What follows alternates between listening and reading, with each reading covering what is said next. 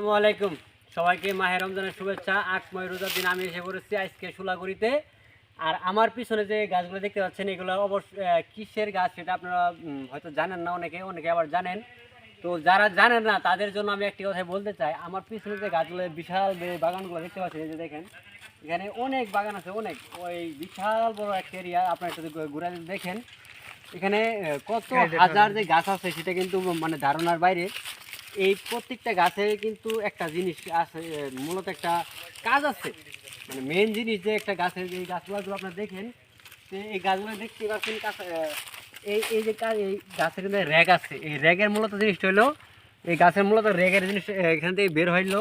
আপনার এই যে আমার হাতে যে সাদা জিনিসটা দেখতে পাচ্ছেন, এটা কি কিছু বলতে পারবেন এটা কি? এটা হচ্ছে এই যে রাবার।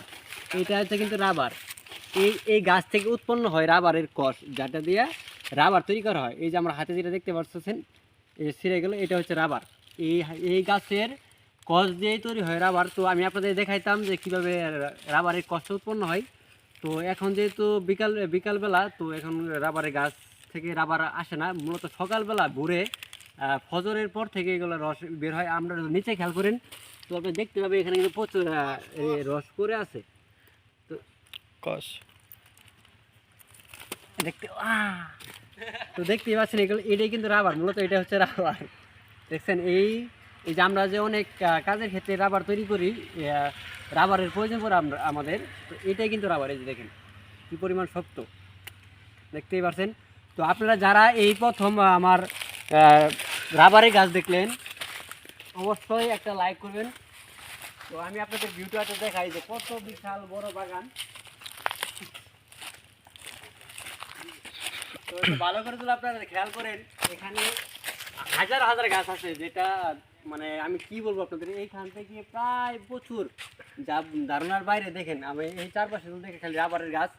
এটা কিন্তু বর্তমান টাঙ্গাইল যারা মধুপুরের সোলাগুড়িতে, মধুপুর সোলাগুড়ির পাহাড়ি অঞ্চলের যে একটা জায়গা আছে, এলাকার নাম সঠিক আমি জানি না, কিন্তু সোলাগুড়িতে পড়ছে মধুপুরের। এটাই মানে এই মধুপুরের অস্ট্র এলাকার সবচেয়ে বড় যে এইটা, সব থেকে বড় রাবার বাগান। তো আমার সাকিব ভাই আসছে কিছু বলার জন্য, তো আমি সাকিব ভাইকে বলবো কিছু বলেন। আপনারা তো শুধু এই রাবার বাগানের কথা শুনছেন, কিন্তু আপনারা তো মানে বাস্তবে দেখতে পারেন নাই। তো আমরা এখানে আসছি, তো আমাদের এই ভিডিওতে আপনারা একটু মানে দেখেন, সময় ব্যয় করেন। তো আপনারা এই ভিডিওতে সময়টুকু ব্যয় যদি করেন তাহলে আপনি এই দৃশ্যটুকু দেখতে পারবেন যে আমাদের এই রাবার বাগানের যে ইটা আপনারা সবাই দেখতে পারবেন।